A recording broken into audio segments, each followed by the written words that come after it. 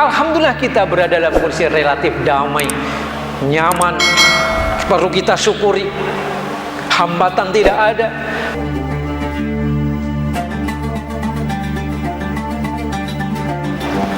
Assalamualaikum warahmatullahi wabarakatuh. Alhamdulillahilladzi hamdan katsiran thayyiban mubarakan fih, mubarakan alaih kama yuhibbu rabbuna wa yarda. Wa ashhadu an la ilaha illallah wahdahu la syarika lah, wa ashhadu anna Muhammadan abduhu wa rasuluhu la nabiyya ba'dah. Allahumma sholli wa sallim ala Muhammad wa ala alihi wa ashabihi wa man tabi'ahum bi ihsanin ila yaumiddin, amma ba'd. Usikum wa nafsi bittaqwallahi wa ta'atihi la'alakum tuflihun, faqad fazzal muttaqun. Allahumma la sahla illa ma ja'altahu sahla wa anta taj'alul hazna idza syi'ta sahla. Hadirin jamaah rahimakumullah, bersyukur kita kepada Allah Subhanahu wa taala atas pemberian nikmat yang Allah kita rasakan. Semoga kita pandai-pandai tepat di dalam mensyukuri nikmat, yaitu dengan meningkatkan ketaatan kita kepada Allah Subhanahu wa taala semampu kita. Shalawat dan salam semoga senantiasa dilimpahkan pada Nabi Muhammad SAW, pada keluarganya, tabi'in, itba'ut tabi'in, dan siapa saja yang mengikuti sunnah-sunnahnya. Hadirin jamaah sekalian, seorang mukmin tentu di dalam beramal, berbuat, bersikap berdasarkan panduan, rujukan, petunjuk Al-Quran dan sunnah Rasulullah SAW. Segala aktivitasnya, baik yang berkenaan dengan ibadah langsung hubungannya kepada Allah, hablum minallah, maupun hablum minan nas, maka senantiasa merujuk berdasarkan petunjuk Allah dan Rasulnya. Ini sebagai bukti pernyataan la ilaha illallah Muhammadur Rasulullah. Bila tidak, tentu baginya terjebak mungkin kepada angan-angan, kepada harapan, namun angan-angan dan harapan yang tidak sampai. Jamaah sekalian, salah satu retorika berita Al-Quran agar senantiasa kita bermuhasabah di dalam beramal, mengisi waktu, adalah salah satu firman Allah Subhanahu wa taala di dalam surat Ali Imran pada ayat 142.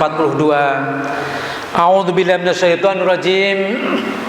Am hasibtum an tadkhulul jannata walamma ya'lamillahu alladhina jahadu minkum wa ya'lamas sabirin. Apakah kamu menduga, menyangka, mengira, kamu berhitung-hitung dengan amal perbuatanmu bisa menyebabkan kamu masuk surga,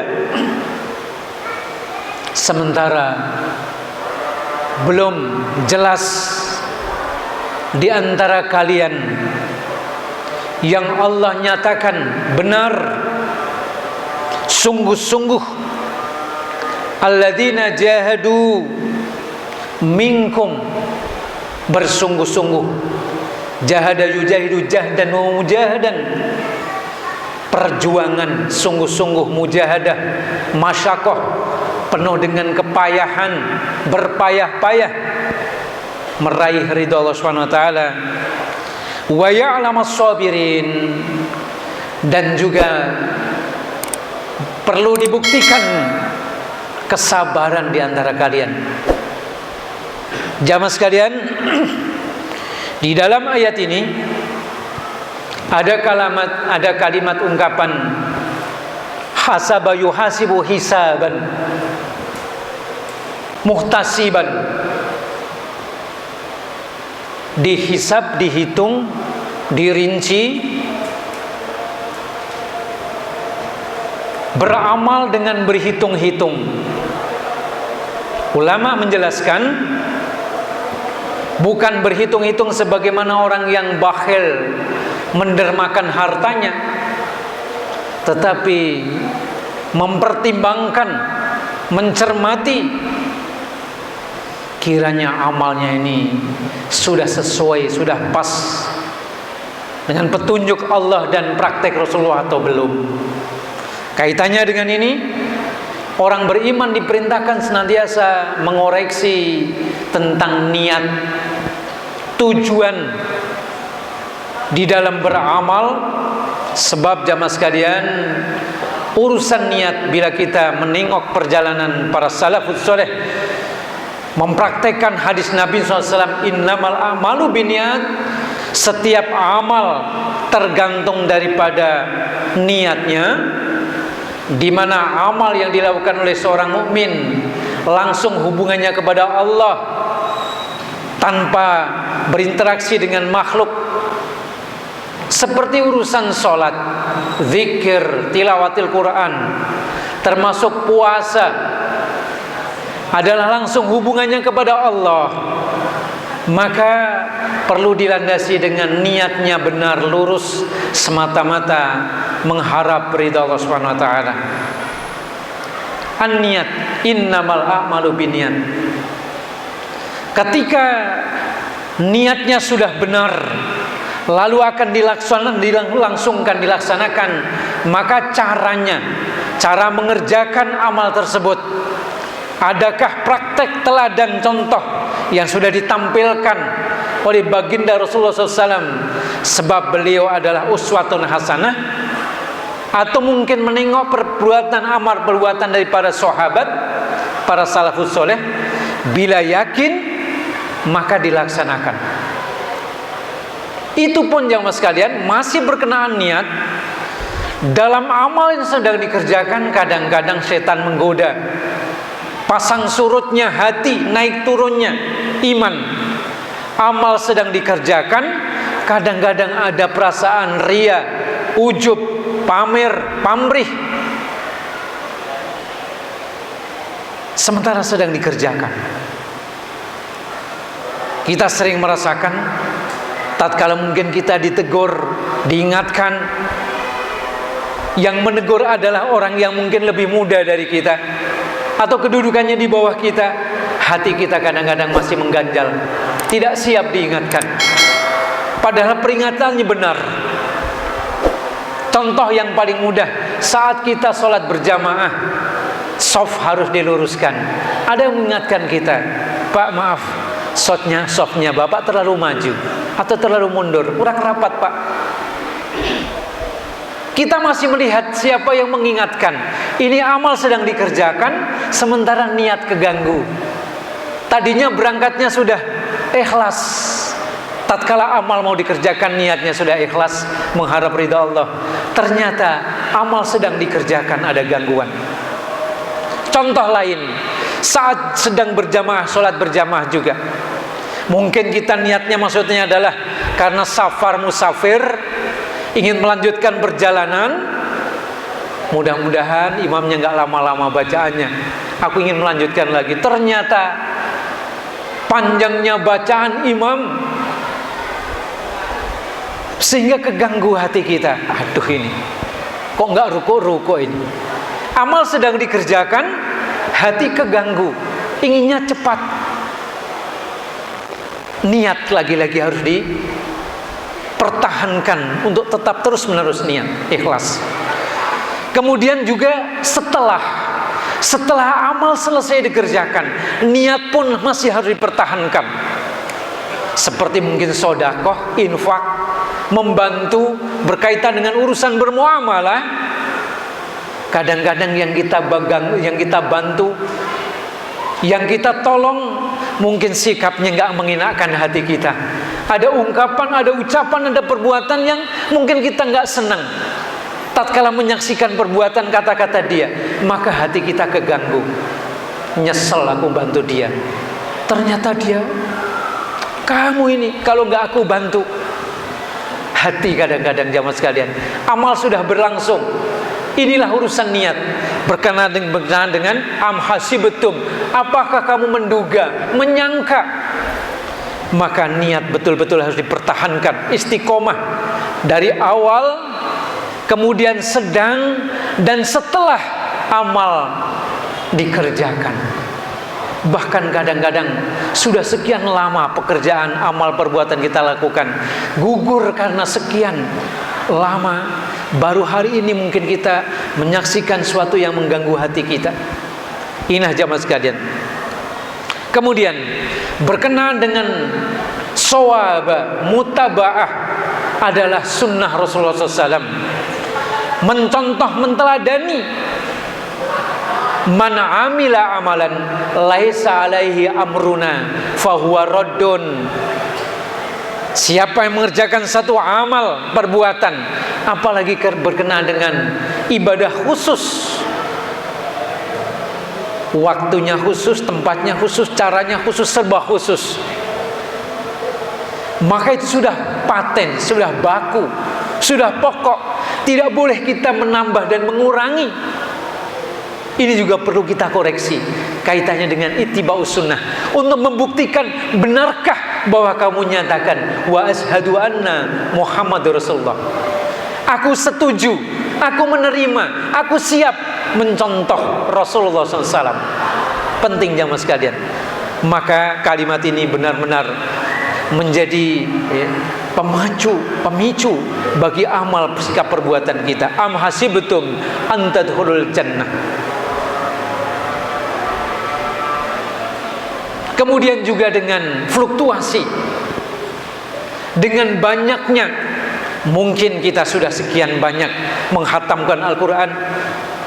Bagi kita yang sudah kepala 5, kepala 6, sudah sekian puluh tahun, sekian puluh kali kita berjumpa dengan Ramadan, kita membayangkan, andaikan bertemu sekali Lailatul Qadar saja,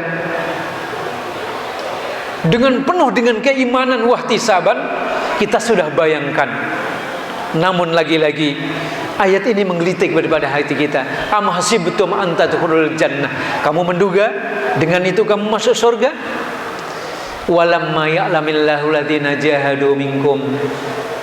Belum ketahuan siapa di antara kalian mujahadah. Jamaah sekalian, jahada yujahidu jahdan al-masyaqqah, suatu amal perbuatan yang penuh dengan tantangan, risiko, sungguh-sungguh.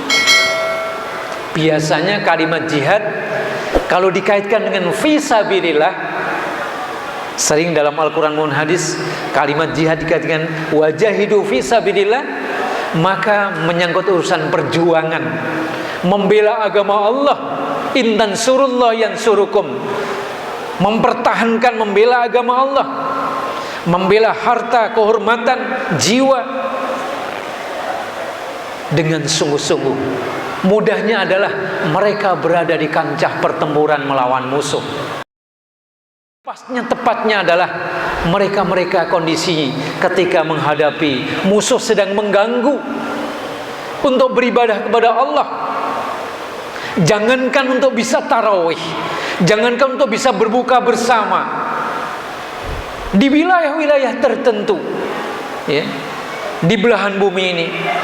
Ada sebagian saudara kita yang dia tidak menentu apakah puasaku bisa sampai maghrib, sementara musuh senantiasa untuk bagaimana menggempur merangi kaum muslimin. Apakah kiranya puasaku bisa 1 bulan? Alhamdulillah kita berada dalam kondisi relatif damai, nyaman, perlu kita syukuri. Hambatan tidak ada. Namun kadang-kadang mujahadahnya, jamaah sekalian, sungguh keutamaan luar biasa. Mereka yang dalam kondisi yang tidak menentu, dengan tantangan jiwa, nyawa, mungkin keluarganya yang tidak aman, tapi bisa bertahan sungguh-sungguh ibadah kepada Allah. Namun kadang-kadang yang relatif longgar, lapang, damai, nyaman, sungguh-sungguh mempertahankan untuk bisa sukses mengisi ibadah di bulan Ramadan mulai berguguran. Walamma ya'lamillahu jahadu minkum. Oleh sebab itu jamaah sekalian, ketika kalimat jihad tidak disandingkan dengan fisabilillah, konotasinya sangat umum. Segala amal perbuatan yang mendatangkan keridhaan Allah dilaksanakan dengan sungguh-sungguh, dengan potensi yang dimiliki. Apakah jiwanya, apakah hartanya, apakah ilmunya, apakah tenaganya, maka dia sebagai mujahid. Bahkan telah terjadi ketika panggilan jihad fisabilillah, sementara ada seorang pemuda yang dia menghadap Rasulullah SAW. Ya Rasulullah, panggilan jihad berjuang, bertempur melawan musuh telah datang. Kami terpanggil, namun aku punya orang tua, masih ada ibuku ya Rasulullah. Ibuku sudah tua, tidak ada yang menunggu, tidak ada yang merawat. Bagaimana ini? Kata Rasulullah, kembalilah, tunggui ibumu. Dalam hal ini jihad fardu kifayah, sebagaimana urusan sholat jenazah, bukan fardu ain. Kemudian birrul walidain dikaitkan dengan jihad fisabilillah. Lalu bagaimana mungkin jihad diganti dengan kalimat teroris, radikal? Orang yang sungguh-sungguh mengharapkan ridha Allah, beramal soleh, berbuat baik kepada orang tua, tatkala di bulan Ramadan sungguh-sungguh mempertahankan egonya, marahnya, menahan diri dari emosi. Masa dia dikatakan radikal? Bersungguh-sungguh padahal lemah, baru saja berbuka tapi harus segera menemui panggilan sholat maghrib, sholat isya, tidak ingin ketinggalan dalam shaf awal. Bersungguh-sungguh dia sebagai mujahid. Apakah dia dikatakan sebagai radikal? Jadi jamaah sekalian, maka di dalam ayat ini, siapa yang benar-benar mempertahankan kesungguhannya dan dawam terus menerus, mungkin fluktuasinya yang dia mungkin satu saat lemah, satu saat kondisinya yang tidak menentu, tapi kesungguhannya tidak berubah. Kemudian sabar, kesabaran. Wa ya'lamas sabirin, kesabaran antara jihad dan sabar. Karena mujahadah itu dengan berpayah-payah, maka dihadapi dengan kesabaran. Ibrah pelajaran yang paling kita rasakan adalah bagaimana tarbiyah ibadah saum di bulan Ramadan. Siang harinya kita menahan diri dengan lapar, haus, semakin lemah. Kemudian malam harinya kita lanjutkan dengan qiyamul lail, dengan ibadah di bulan Ramadan di malam hari. Dan itu dengan mengharapkan muhtasiban atau shawaba.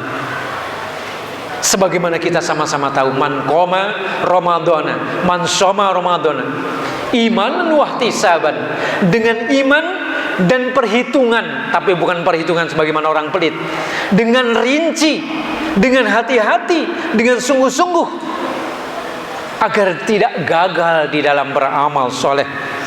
Maka jamaah sekalian, berkenaan dengan mujahadah, sangat luas arena amalnya. Bagi siapa yang bersungguh-sungguh beramal soleh, ibadah hubungannya langsung pada Allah, dia adalah sebagai mujahid. Siapa yang bersungguh-sungguh ibadah kepada Allah kaitannya hablum minan nas, bermuamalah, maka dia sebagai mujahid. Siapa yang tazkiyatun nafas, membersihkan jiwanya untuk senantiasa bagaimana amar ma'ruf nahi mungkar, maka dia termasuk mujahid. Dan diiringi dengan kesabaran, sabar, sabat, istiqomah, langgeng, dawam, terus menerus, walaupun mungkin fluktuasinya kadang-kadang naik turun. Maka menjadi indikasi jamaah sekalian, siapa yang bertahan, tetap sabar dan sungguh-sungguh berlanjut selepas Ramadan, tandanya adalah sukses, berhasil, dia meraih tarbiyah ibadah di bulan Ramadan. Siapa yang kemudian lentur, luntur, surut, menjadi lemah kembali semula, indikasi dia mengalami kegagalan. Maka Rasul SAW justru mengingatkan betapa banyak orang yang gagal berada di bulan Ramadan, tetapi dia meraih keutamaan Ramadan. Naudzubillah. Selagi masih ada waktu separuh lebih, atau setidaknya separuh waktu ke depan, mari senantiasa kita jaga hati kita dari urusan niat, kita jaga mujahadah kita secara fisik, memang semakin lentur, semakin lemah, semakin kita mengalami kekurangan demi kekurangan, tetapi iman dan kesungguhan yang tidak boleh sirna atau apalagi lentur-luntur. Inilah justru keteladanan para salafus soleh. Mereka semakin mendekati kepada akhir-akhir Ramadan, justru semakin mujahadah, sungguh-sungguh berada di masjid untuk tidak ketinggalan berada mengisi waktu-waktu di bulan Ramadan. Demikian, semoga bermanfaat bagi kita sekalian. Aqulu qouli hadza fastaghfiru li wa lakum wa lisairil muslimin wal muslimat wal mu'minina wal mu'minat fastaghfiru innahu wal ghafurur rahim. Subhanakallahumma wa bihamdika asyhadu an la ilaha illa anta astaghfiruka wa atubu ilaik. Rabbana taqabbal minna shalatana wa siyamana wa ruku'ana wa sujudana wa ta'awudna bi rahmatika ya arhamar rahimin. Rabbana afrigh alaina sabran wa tsabbit aqdamana wansurna 'alal qaumil kafirin. Subhana rabbika rabbil izzati amma yasifun wa salamun alal mursalin walhamdulillahi rabbil alamin. Akhirul kalam, wassalamualaikum warahmatullahi wabarakatuh.